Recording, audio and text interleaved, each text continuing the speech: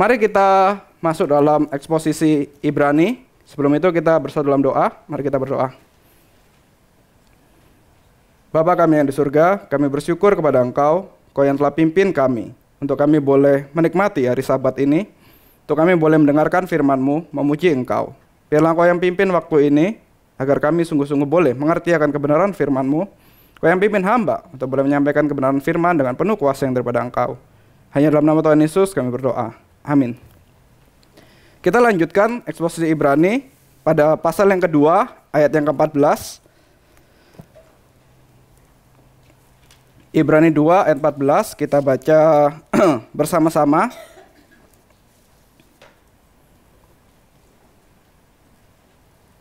Ibrani pasal 2 ayat 14 kita baca sama-sama 1, 2, 3. Karena anak-anak itu adalah anak-anak dari darah dan daging, ia juga menjadi sama dengan mereka dan turut mengalami keadaan mereka, supaya melalui kematiannya ia memusnahkan dia, yaitu iblis yang berkuasa atas maut.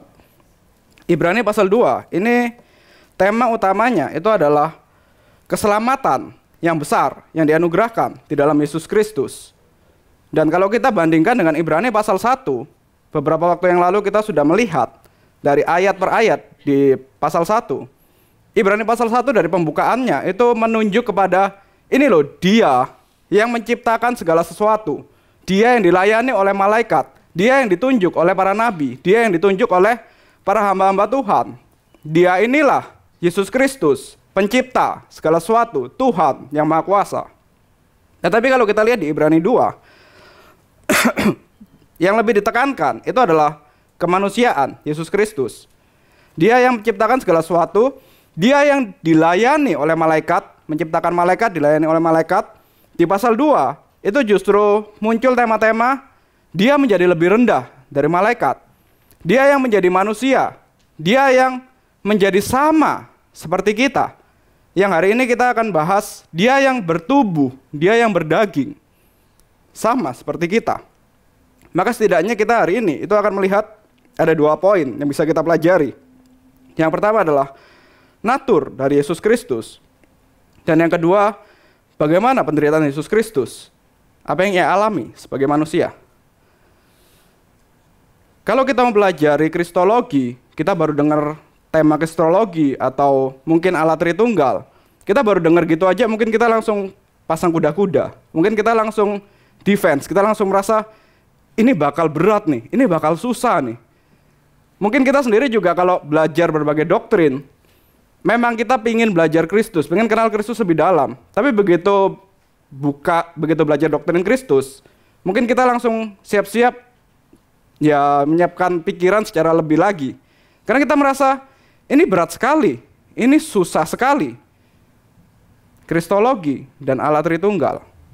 Tapi memang kita itu harus memberikan perhatian lebih. Kita harus lebih sungguh-sungguh dalam mendengar, dalam memperhatikan, terutama mengenai Kristus, kristologi dan Allah Tritunggal. Karena ini adalah poin utama, jantung utama dari kekristenan. Tanpa kristologi, tanpa Allah Tritunggal, kekristenan nggak ada artinya.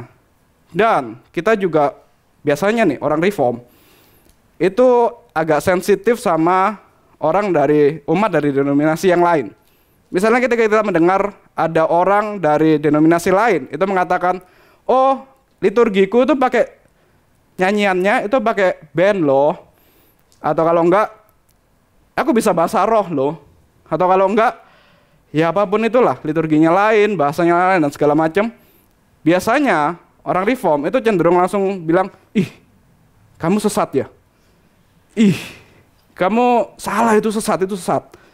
Tapi sebenarnya kalau kita mau sungguh-sungguh memperhatikan, mau sungguh-sungguh lihat dari gereja lain pun, tanpa kita menuduh mereka, kita lihat pengakuan imannya yang terutama mengenai Yesus Kristus dan Allah Tritunggal.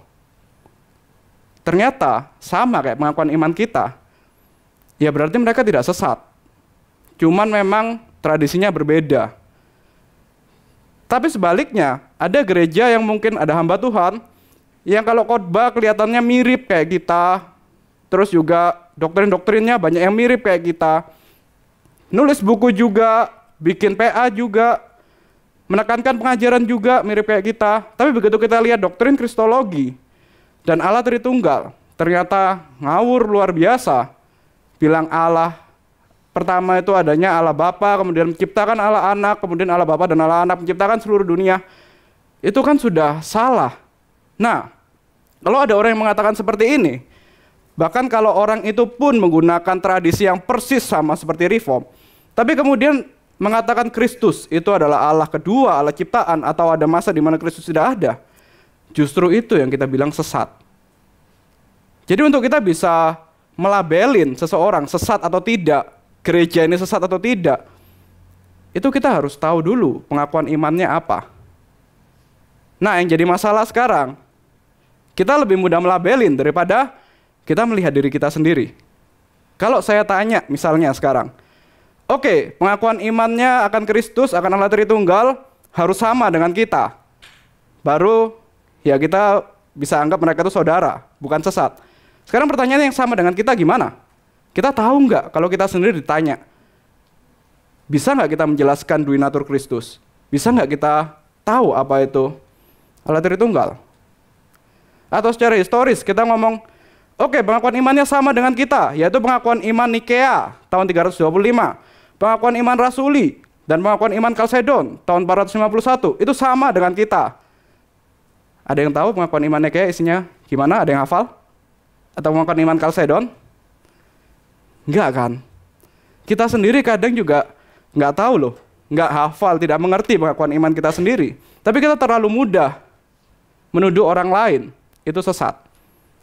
Padahal mungkin kalau kita berdiskusi dengan orang yang tadinya kita tuduh sesat itu, jangan-jangan hasilnya juga sama aja. Kita sama mereka yang tadinya kita anggap sesat itu, ternyata ya sama aja. Kesimpulannya sama aja. Nah, maka dari itu, penulis Ibrani itu memberikan peringatan yang penting pada pembukaannya di pasal 2. Perhatikan cara kita mendengar. Perhatikan apa yang kita dengar. Dan terutama mengenai Yesus Kristus. Karena itulah inti dari iman kita. Karena itulah inti dari kekristenan. Inilah yang membedakan antara kita benar-benar umat Tuhan yang sejati, yang mengenal Yesus Kristus secara sejati, atau ya cuman sekedar belajar Kristen, cuman sekedar belajar doktrin. Nah, maka kita harus agak mengambil waktu sedikit, agak serius sedikit untuk membahas mengenai Kristologi, terutama hari ini, dua natur dari Kristus.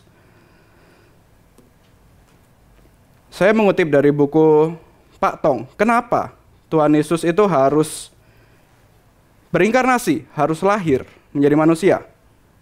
Kenapa Tuhan Yesus harus mengambil tubuh dan darah untuk menjadi manusia? Pak Tong ini mengatakan Yesus itu lahir menjadi manusia. Yesus lahir untuk mati, menebus dosa manusia. Kalau Yesus itu hanya Allah dan dia tidak menjadi manusia, maka dia tidak bisa mati. Kalau Yesus tidak mengambil tubuh, tidak mengambil darah, mustahil untuk ia mati. Maka dengan kematiannya dan dengan kebangkitannya, justru Yesus itu menunjukkan bahwa ia yang telah mengalahkan maut. Dan ini menunjukkan kebangkitannya, itu membuktikan bahwa ialah Allah yang tidak sepatutnya mati. Nah, kalau kita lihat Tuhan Yesus, dia Allah yang menjadi manusia untuk mati. Sedangkan kita manusia, ya memang sudah sepatutnya mati. Kita adalah orang-orang berdosa, upah dosa adalah maut. Tetapi yang berbeda, Yesus Kristus menjadi manusia, itu untuk mati. Manusia yang seharusnya mati, justru tidak mau mati. Justru enggan untuk mati.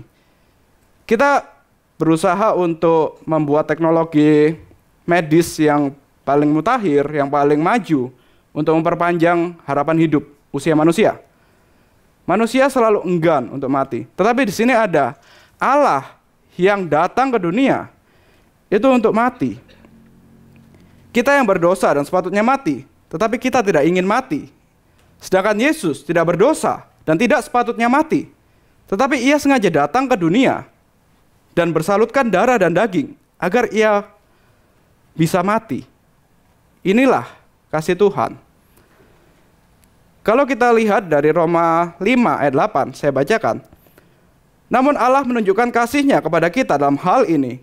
Ketika kita masih berdosa, Kristus telah mati untuk kita. Karena kasih Kristus kepada Allah dan kepada kita, maka Dia dari surga turun ke dunia, mengambil tubuh, mengambil darah, agar ia bisa mati, agar ia bisa menyelamatkan kita.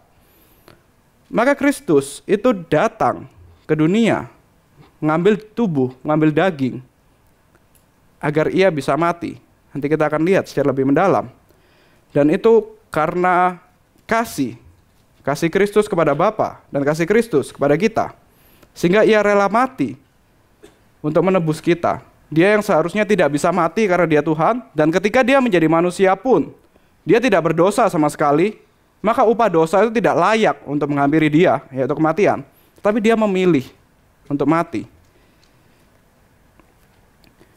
Kalau kita ingat minggu lalu, Pendeta Desmore itu menjelaskan bagaimana Kristus itu mengambil tubuh dan darah, natur manusia.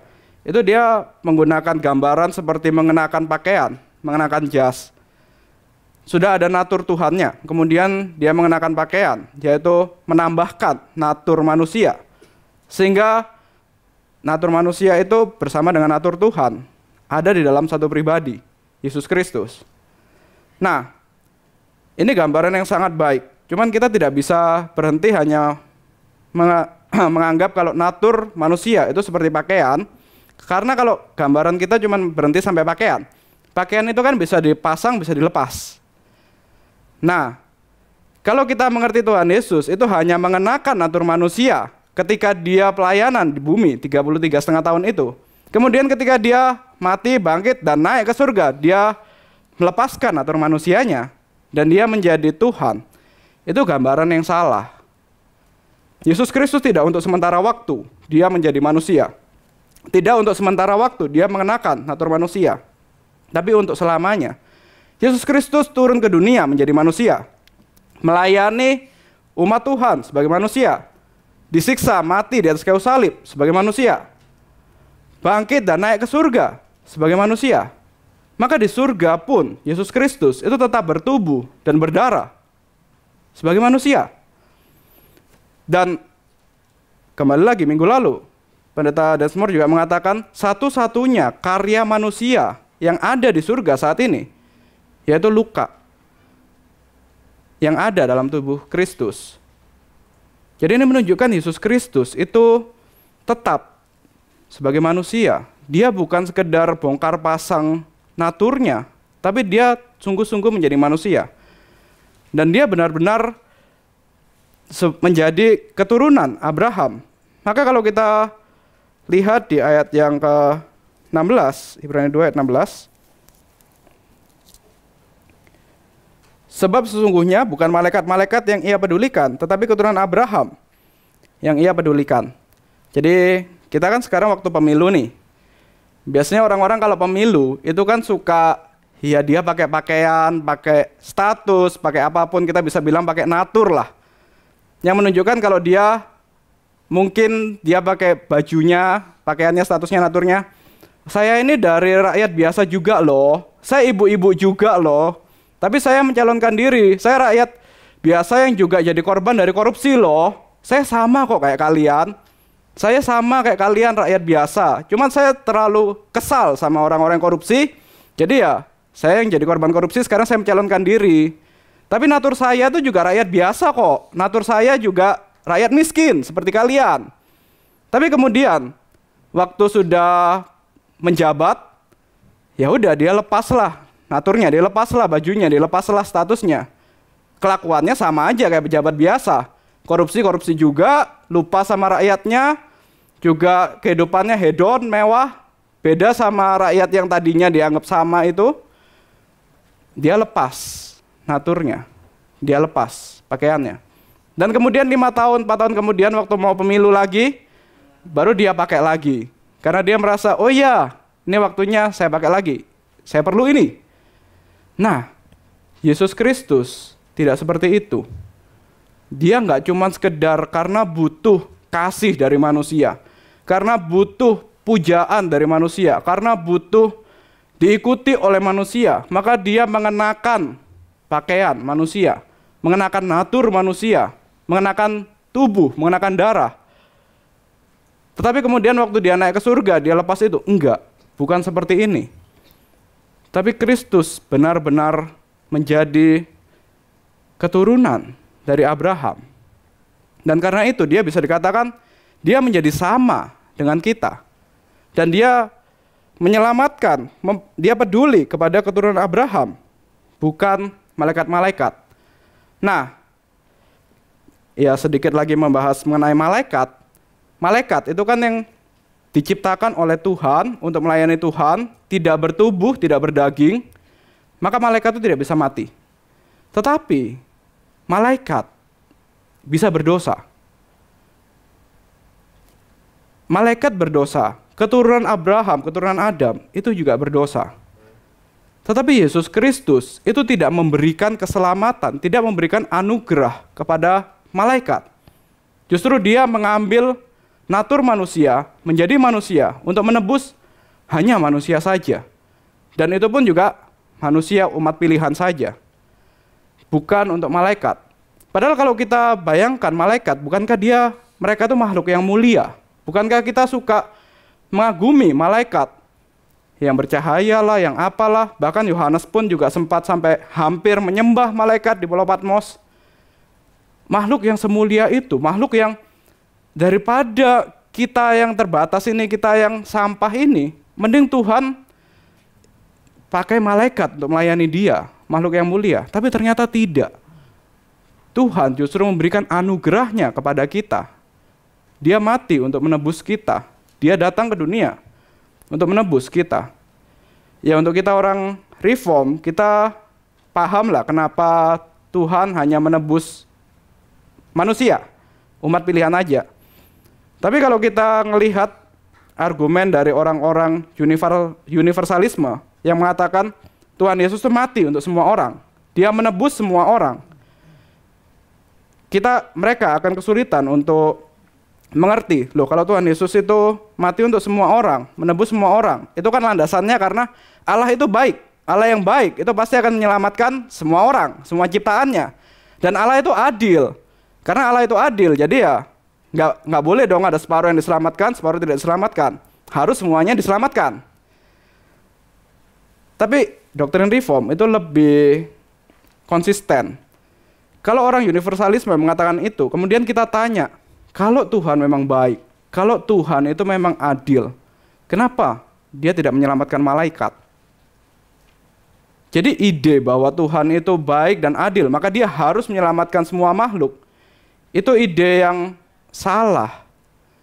Justru Tuhan yang baik, Tuhan yang adil, dia menyelamatkan itu hanya umatnya saja, hanya sebagian umat Tuhan. Hanya manusia, dan itu pun juga hanya umat Tuhan, bukan malaikat.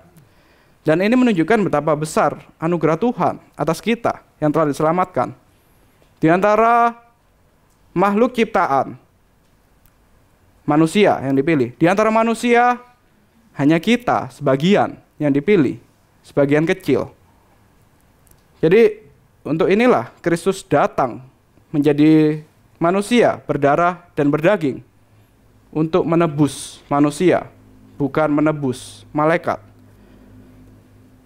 Jadi meskipun ya malaikat berdosa, manusia juga berdosa, tapi yang dianggap penting untuk ditebus dosanya hanyalah kita. Betapa besar anugerah Tuhan atas kita. Maka di bagian akhir dari Ibrani 1 ayat 14 itu dikatakan mengenai malaikat, bukankah mereka semua adalah roh-roh yang melayani, yang diutus untuk melayani mereka yang akan mewarisi keselamatan. Jadi ternyata status kita umat Tuhan, keturunan Abraham, bukan secara DNA, tapi secara iman, itu lebih tinggi daripada malaikat. Karena Kristus sendiri datang untuk menebus kita. Maka dari sini kita bisa lihat, bisa menyimpulkan setidaknya 2 poin. Yang pertama, kenapa Tuhan Yesus harus mengambil natural manusia, harus menjadi manusia? Pertama, agar Yesus bisa mati sebagai manusia, untuk manusia, dan bangkit dan naik ke surga sebagai manusia. Kemudian yang kedua, agar Yesus bisa menyelamatkan keturunan Abraham secara iman, bukan malaikat. Nah, masih membahas malaikat, Ibrani pasal 2 itu setidaknya 2 kali menyebut bahwa Yesus itu lebih rendah daripada malaikat. Kenapa Tuhan Yesus sebut lebih rendah daripada malaikat? Itu ada di ayat 7 dan ayat 9. Bukankah seharusnya Tuhan Yesus lebih tinggi daripada malaikat? Bukankah dia yang menciptakan? Bukankah dia yang dilayani oleh malaikat? Tetapi dia menjadi lebih rendah dari malaikat. Yaitu tadi, karena dia mengambil daging dan darah. Dengan Tuhan Yesus mengambil daging dan darah, Tuhan Yesus dapat mengalami penderitaan, dapat mengalami kematian yang malaikat itu tidak bisa alami. Makhluk yang tidak bertubuh itu tidak bisa merasakan sakitnya makhluk bertubuh. Di sini banyak yang dokter pasti tahulah. Manusia itu banyak juga menderita karena sakit, karena ya tubuhnya mengalami sakit, maka dia menderita. Malaikat nggak punya tubuh materi, dia nggak akan mengalami penderitaan itu. Dan manusia itu disebut mati, ya karena ketika organ tubuhnya semua sudah nggak berfungsi. Malaikat nggak punya itu, maka dia tidak bisa mati, tidak bisa merasakan penderitaan, tapi bisa berdosa. Tuhan Yesus dengan mengambil tubuh manusia, dia bisa mengalami perasaan sakit seperti yang kita alami. Dia bisa mati. Maka untuk sementara, ketika Tuhan Yesus belum mengenakan tubuh kebangkitan, dia lebih rendah daripada malaikat karena dia bisa merasakan sakit, bisa merasakan kematian. Dan yang lebih mencengangkan di ayat 14, karena anak-anak itu adalah anak-anak dari darah dan daging, ia juga menjadi sama dengan mereka dan turut mengalami keadaan mereka. Tuhan Yesus menjadi sama dengan mereka dan turut mengalami keadaan mereka. Ya, maksudnya mereka itu adalah manusia, anak-anak Tuhan dalam artian manusia. Anak-anak dari darah dan daging. Nah, Tuhan Yesus menjadi sama dengan manusia. Kita dengan mudah bisa menyimpulkan, oke, berarti Tuhan Yesus sebagai manusia yang berinkarnasi menjadi manusia, berdarah, berdaging, itu sama dong kayak kita. Berarti Tuhan Yesus sama persis seperti saya, seperti kita semua. Tapi kalau kita lihat lagi secara lebih detail di ayat 14, itu ada kata ia, ayat 14, ia juga menjadi sama. Ia juga menjadi sama. Ini menunjukkan, iya Tuhan Yesus memang sama dengan manusia, tapi bukan dari semula, bukan dari sananya. Kalau kita bertubuh, berdaging, kita manusia, ya memang dari sananya manusia. Memang kita dilahirkan sebagai manusia, dari awal kita manusia. Tetapi Yesus Kristus itu bukan dari manusia. Dia adalah Tuhan yang masuk ke dalam sejarah manusia. Maka dia yang dijadikan sama, ia menjadi sama seperti manusia. Tapi dia bukan sebenarnya sama dari manusia. Nah, ini bukan sesuatu hal yang mudah. Kalau kita dari status yang sama, misalnya ngomong status sosial dan ekonomi, orang yang dari status yang sama berbicara dengan orang yang status yang sama, itu biasanya kan nyambung kan. Kita bisa sama-sama ngomong, oh ya perasaanmu, penderitaanmu itu juga aku alami, aku juga tahu. Tapi kalau orang dari status yang berbeda, secara ekonomi mungkin dia orang yang sangat kaya, kemudian dia bangkrut, mungkin penghasilannya dari per bulan, ya mungkin 1 miliar lah sebulan. Kemudian tiba-tiba karena COVID atau karena apa bangkrut, jadi penghasilannya nolnya dipotong 6 langsung. Itu kan langsung dia turunnya banyak. Langsung dia merasa, iya nggak enak, yang dari atas ke bawah, itu susah. Ya saya dulu waktu SMA, biasalah anak SMA itu kan masih polos-polos lugu gitu. Pernah diajak sama teman saya untuk, dia ngajaknya pandai sekali, dia nggak ngomong apa-apa, cuman ngomong, saya mau ajak kamu untuk bisnis, kita bisa kerja bareng nih. Kemudian dia suatu malam ajak saya ke suatu tempat, suatu kayak ruko gitu, dan ternyata di sana itu ada pertemuan MLM. Saya kesel banget. kayak aduh sialan ditipu nih. Tapi ya udahlah, udah terlanjur duduk di sana, terlanjur masuk di sana, ya udah duduk dengerin orangnya menjelaskan tentang MLM itu, menjelaskan presentasi lah tentang produk dan bagaimana cara menjualnya segala macam, bagaimana bisnisnya. Dan orang ini yang presentasi itu meskipun dengan kekesalan, saya ingat orang ini bego ya presentasinya dipikir-pikir. Dia soalnya bilang, dengan saya bekerja ini, saya belajar untuk merendahkan diri. Dia bilang, dulu saya kalau makan itu di restoran yang mahal-mahal, di restoran yang mewah-mewah. Sekarang saya belajar untuk dari rumah bawa bekal makanan. Kemudian saya makan di mobil. Oke lah, itu masih oke lah, itu bentuk perendahan diri yang oke lah. Kemudian selanjutnya dia bilang, dulu saya tuh kalau beli baju, itu saya nggak pernah beli baju yang sembarangan. Saya beli baju itu selalu baju yang mewah-mewah. Sekarang saya terpaksa harus turun beli baju yang biasa. Saya terpaksa harus pergi ke eksekutif untuk beli baju di eksekutif. Langsung di belakang saya ada ibu-ibu ngomong, ya ibu, eksekutif juga mahal bu. Nggak nyambung. Jadi rasanya kayak orang yang dari atas banget mau merendahkan diri sampai menjadi manusia yang kelihatannya rendah. Itu nggak bisa. Rasanya susah sekali. Apalagi ini Tuhan turun menjadi manusia. Turun ke dalam manusia dari pencipta, dari yang maha kuasa, dari yang maha tahu, dari yang ada di mana-mana, harus turun menjadi terbatas, tidak maha tahu, tidak maha kuasa, tidak ada di mana-mana. Dia memakai itu menjadi manusia, darah dan dagingnya, untuk dia terbatas. Dan ini yang membedakan antara kemanusiaan kita dengan kemanusiaan Kristus. Kita yang tidak pernah merasakan bagaimana rasanya menjadi tidak terbatas, menjadi maha kuasa. Kristus yang dari yang maha kuasa tidak terbatas, turun menjadi terbatas. Maka ada pembedaan yang begitu dalam. Dan ini dipertegas di Ibrani pasal 2 ayat 17. Dalam segala hal, Yesus harus disamakan dengan saudara-saudaranya.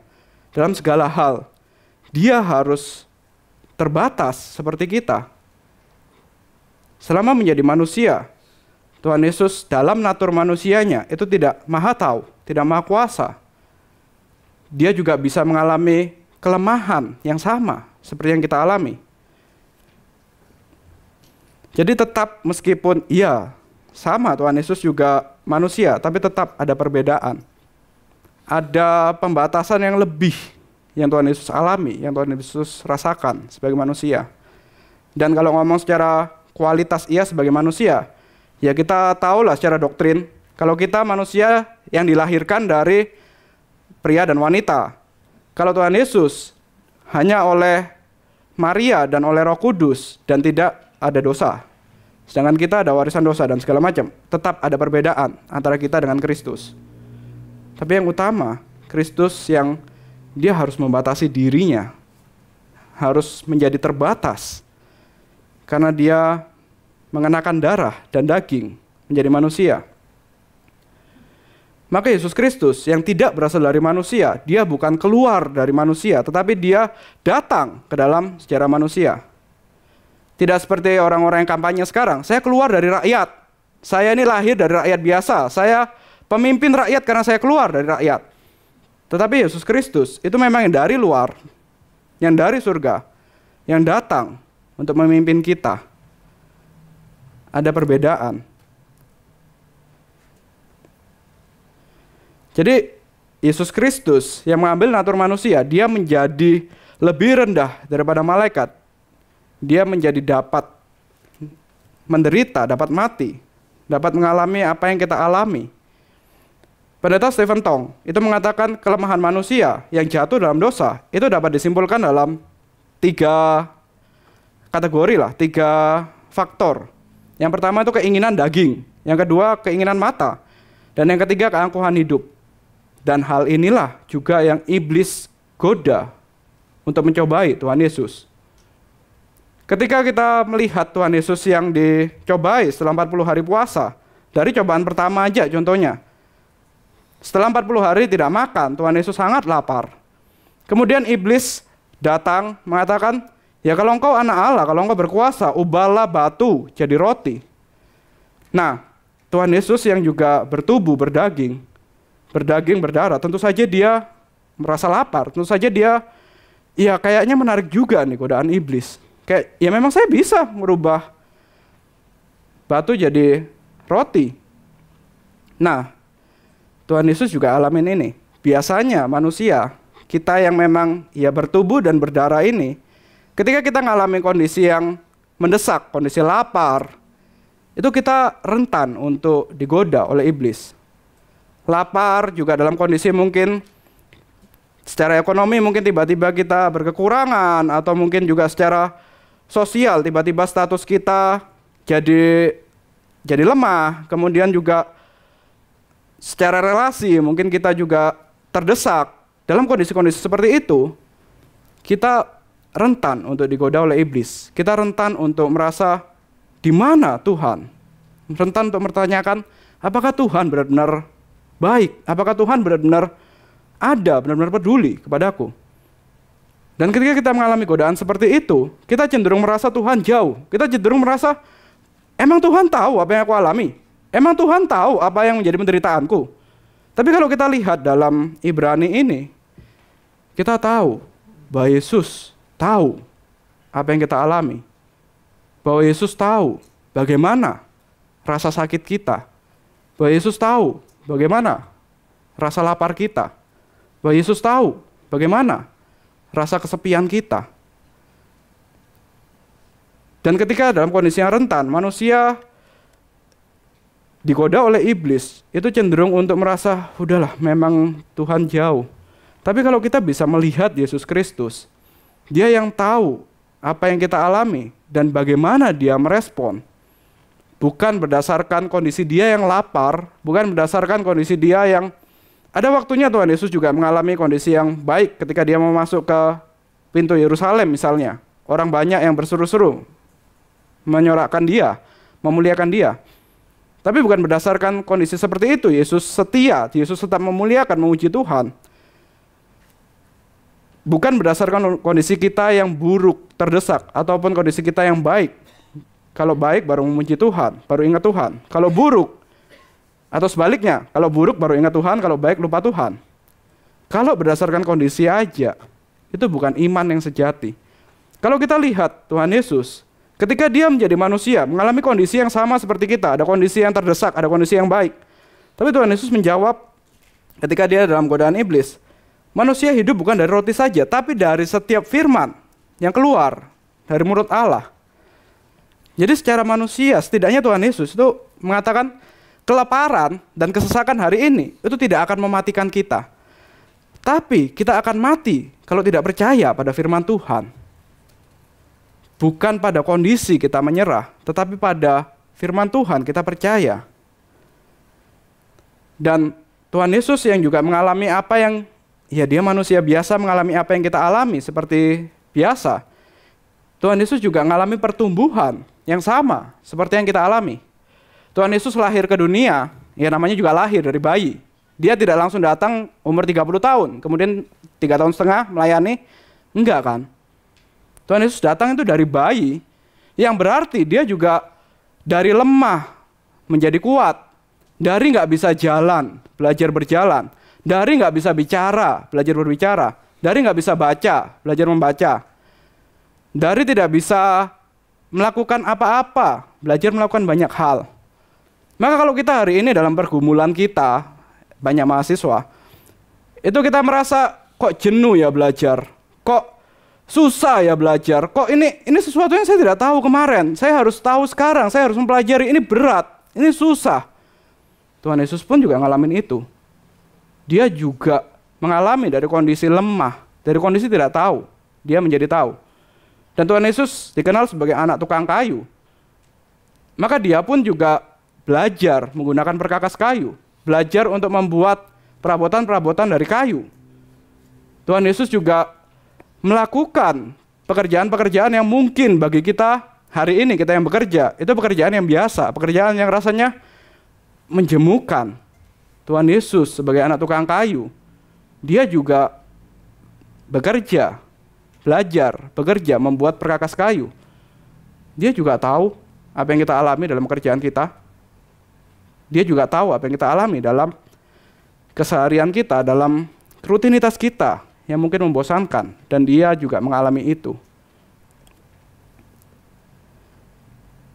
Maka kalau kita lihat dari Lukas 2 ayat 40, dikatakan anak itu bertambah besar dan menjadi kuat, penuh hikmat dan anugerah Allah ada padanya. Tuhan Yesus itu juga, dia kalau kita lihat di Injil itu seringkali mengutip perjanjian lama, seringkali mengutip Mazmur dan segala macam. Itu bukan berarti karena dia adalah Allah, maka dia langsung hafal gitu aja Injil, langsung hafal gitu aja Mazmur. Tapi dia seperti anak kebanyakan pada zaman itu, harus belajar menghafal Taurat, harus belajar untuk mengerti Taurat. Jadi dia juga belajar Taurat, menghafal Taurat. Baru dia bisa mengutip, baru dia bisa mendapatkan hikmat Allah, anugerah Allah. Yesus bertumbuh dalam pikiran dan dalam hikmat. Dan Yesus juga mengalami apa yang disebut dengan kedisiplinan. Anak-anak pada zaman dulu yang harus belajar Taurat, itu kan harus belajar disiplin. Kita hari ini mungkin merasa yang masih remaja, yang masih muda, kalau didisiplin sama guru, disiplin sama orang tua untuk diajar yang baik, itu kan seringkali merasa, aduh, nggak enak sekali. Kemudian kita orang tua, ya kadang kan jarang lah ngomong, ya Tuhan Yesus juga alamin itu loh. Tuhan Yesus juga tahu loh gimana rasanya didisiplin. Tuhan Yesus juga tahu bagaimana rasanya untuk belajar taat pada aturan-aturan Taurat. Tuhan Yesus tahu mengalami itu semua. Dan dalam hal berdoa, Tuhan Yesus juga tidak berbeda dengan kita. Iya, memang dia adalah Allah, tapi waktu dia menjadi manusia dalam keterbatasannya sebagai manusia, ketika dia membutuhkan komunikasi dengan Bapa, ketika dia membutuhkan relasi, penguatan dari Bapa, dia bukannya menggunakan natur Allahnya untuk berkomunikasi. Nanti kita akan lihat, itu kita nggak bisa mengerti seperti itu. Natur Allah dan natur Kristus itu tidak bercampur. Jadi ketika dia menjadi manusia, ya udah dia berkomunikasi dengan Bapa di bumi, itu selayaknya manusia biasa, yaitu dengan berdoa. Ada waktu di mana Tuhan Yesus, Injil itu sering mengatakan Tuhan Yesus naik ke atas bukit sendirian, mengambil jarak untuk berdoa. Dan di sanalah baru dia berdoa, mendapat penguatan, mendapat suara dari Bapa. Kita pun juga seringkali merasa, saya butuh jawaban dari Tuhan. Dalam pergumulanku, dalam keterbatasanku, aku pingin Tuhan kasih tahu apa yang menjadi kehendak Tuhan. Aku ingin tahu apa sih sebenarnya yang Tuhan mau untuk aku kerjakan dalam hidup. Tapi kemudian kita merasa, ya udah, aku cuma pengen tahu aja. Ya udah, nggak usah ngapa-ngapain. Kalau kita dalam keterbatasan, kita sebagai anak-anak angkat, anak-anak adopsi Tuhan, kita ingin tahu isi hati Bapa, ingin tahu apa yang jadi kehendak Bapa. Seperti Tuhan Yesus dong yang menjadi manusia, mengambil darah dan daging, berkomunikasi dengan Bapa, dengan berdoa. Dan itu bukan cuma sekedar ungkapan kosong, bukan cuma sekedar, ya karena kita orang Kristen maka kita melakukan rutinitas doa. Tapi ternyata dari doa, Tuhan Yesus berkomunikasi dengan Bapa dan Bapa memberikan penguatan, memberikan jawaban. Kita pun juga yang sudah diangkat menjadi anak-anak Allah, mau tahu isi hati Allah, mau tahu apa yang Allah kehendaki dalam hidup kita. Sama seperti yang Tuhan Yesus lakukan, berdoa.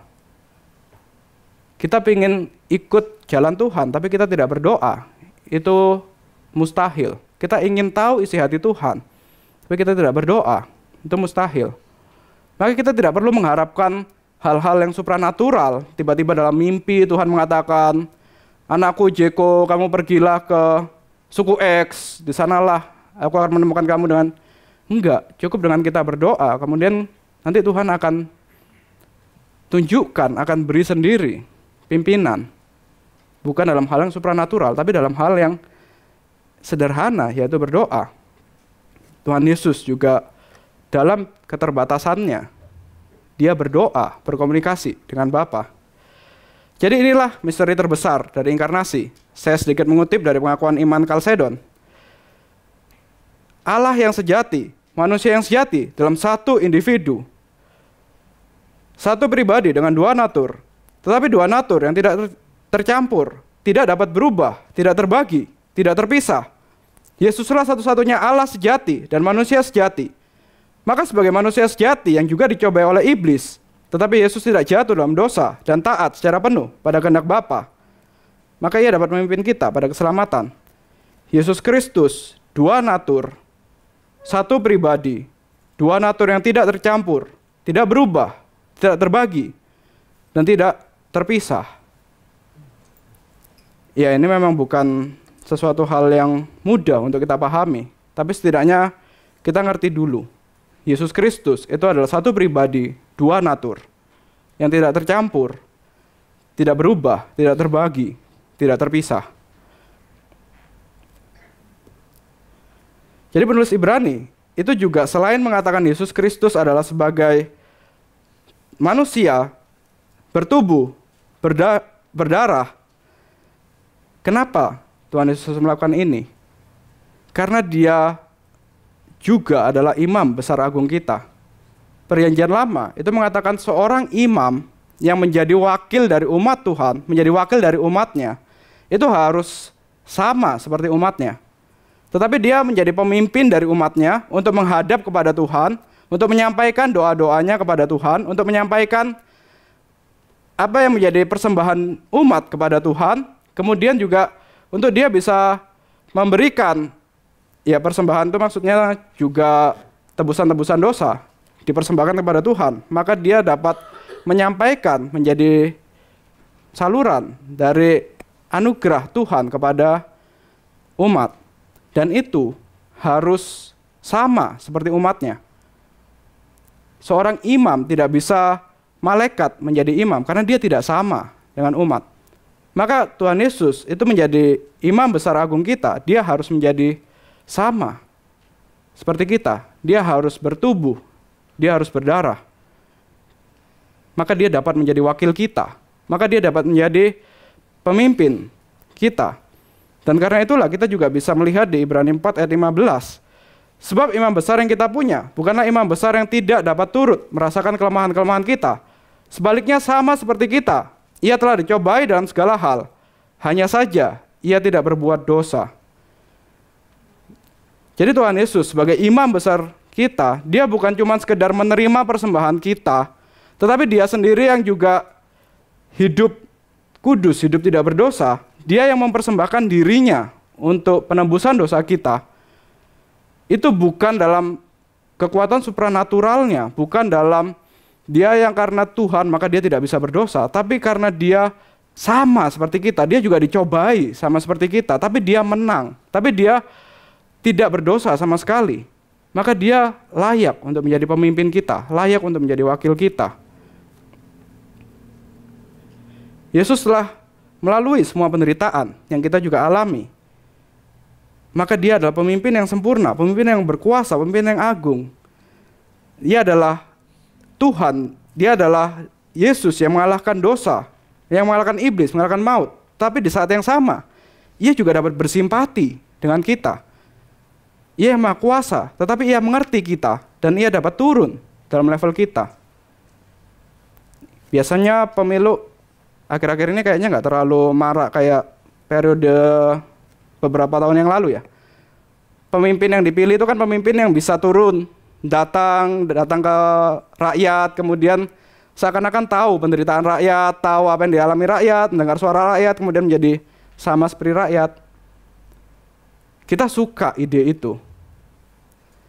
Kristus ini juga dia bukan cuma karena pemilu maka dia turun, tapi dia benar-benar merasakan bagaimana rasanya menjadi manusia, benar-benar merasakan keterbatasannya sebagai manusia.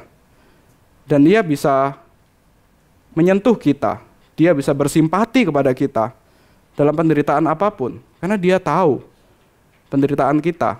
Bukan cuma tahu karena dia maha tahu, tapi tahu karena dia juga merasakan.